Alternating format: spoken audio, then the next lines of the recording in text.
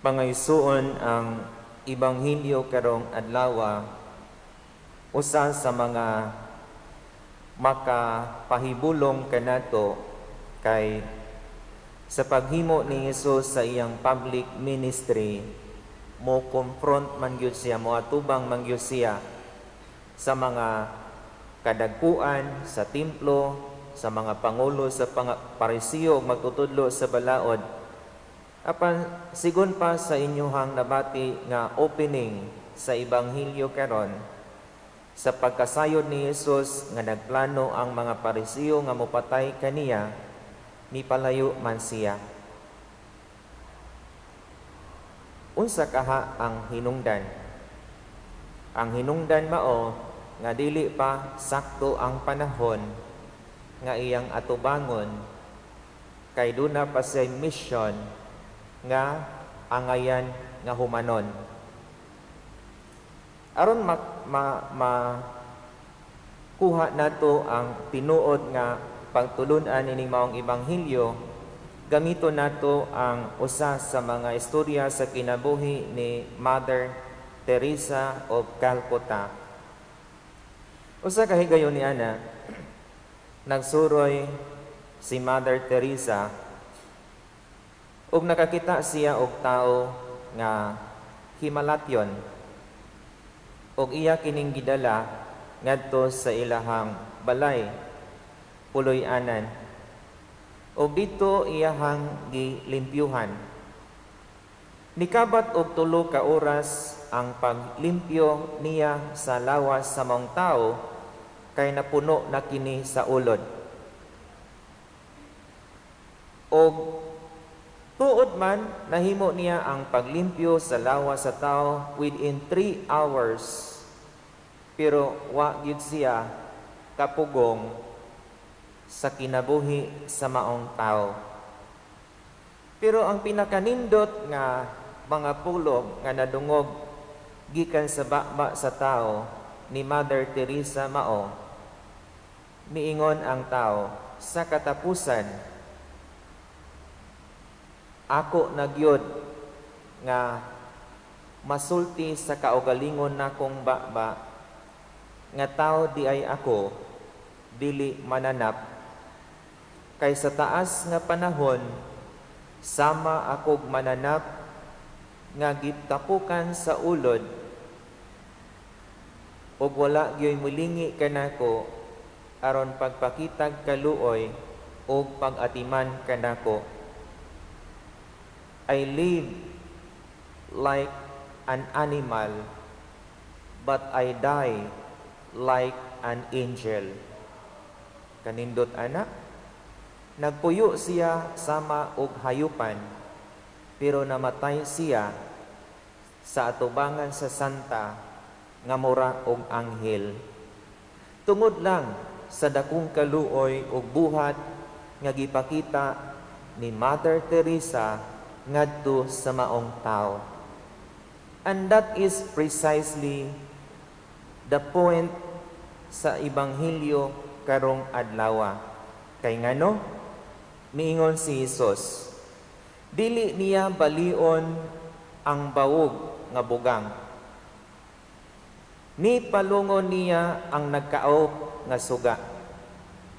Tingali sa uban dili pamilyar ang bugang, pero kining bugang usa ni sa mga sagbot nga motubo diha sa kilid sa mga sapa, ug ang ubang mga tao mogamit niini aron himuon nga kao or himuon nga banig.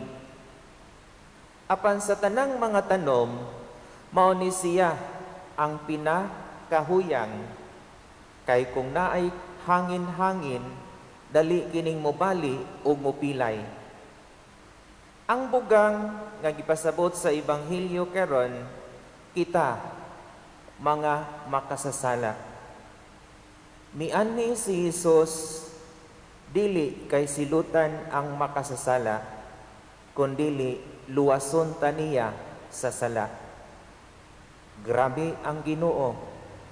nga gipakita o gipaila ni Jesucristo, dili di ay siya mo condemn sa mga makasasala, hinunua, luwason niya ang mga makasasala. And we are all sinners. And Jesus wants to save us all. Ikaduha, ningon siya, ni palungon niya ang nagkaahop nga suga. Ang konkreto gyud ani nga senaryo kinibang ato ang vigil lamp. Kung pananglitan mogamay na ang level sa iyahang oil, hinay na gyud kaayo ang siga ni ana. Unya mao na siya ang pinaka critical nga kahimtang sa iyang pagkasuga, kay gamay lang hangin mapahong mamatay. Ug mao na ang ato ang kahimtang, gamay lang bikil tambog yun ta sa impierno. But thanks be to Jesus Christ, tungod kay nianhi siya sa kalibutan, bisan pa man sa atong kahuyang, pero naningkamot siya nga ang atong kahuyang mahulipan o kalig-on pinaagi ni Jesucristo, kay siya man ang atong paglaom nga mga makasasala aron mulig-on ta og balik ug makaabot ta sa bukid alang sa mga balaan nga mao ang santos nga atua sa langit. Paglaom ang atong Ginoong Hesukristo natong tanan. Og tungod niini nga gitudlo niya sa ebanghelyo karon, dasigon nato ang atong kaugalingon. Hasta pod ang uban nga wala diri karon, ang Ginoo dili mo silot. Ang Ginoo dili mo pahamtang ug kamatayon kanato, kay siya ang Ginoo sa kinabuhi ug buot niya nga kita makabaton og kinabuhi ug kalipay nga dayon dito sa langit. Mapasayloon ang Ginoo, maluluyon ang Ginoo, muluwas kanato ang Ginoo.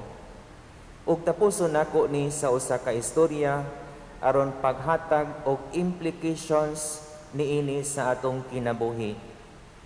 Dunay duha ka managhigala. Nagkauyon sila nga mangadto sa dagat aron mangaligo. Tanto nila nga ligo, naglali sila. Ug ni sangpot nga ang usa misukmag sa iyang higala. Ang gisukmag wala mo balos, og niduko siya sa baybayon og iyang gisulat, gisukmag ko sa akong higala. Pagkataod-taod, nagkauyon na usab sila og namalik sa pagpangaligo. Kalit lang mihapak ang dakong balod og gibanlas ang usa og hapit malumos. Unya iyang giadto og iyang gitabang o gidala dito sa baybayon, o human mabalik ang iyang normal nga kahimtang, gisulat sa bato, ang akong higala miluwas kanako sa kakuyaw sa kamatayon. Nahibulong siya ug nangutana katong maldito, ingon siya, ngano man ganiha gisukmag ta ka? Unya dito kami sulat sa bahas. Karon nga imo kong giluwas kay hapit ko malumos, dito nimo isuwat sa bato. Ingon dayon ang buotang higala, kon ang imong isig kaingon makabuhat og salaod batok kanimo, isulat sa balas aron daling mapapas og makalimtan.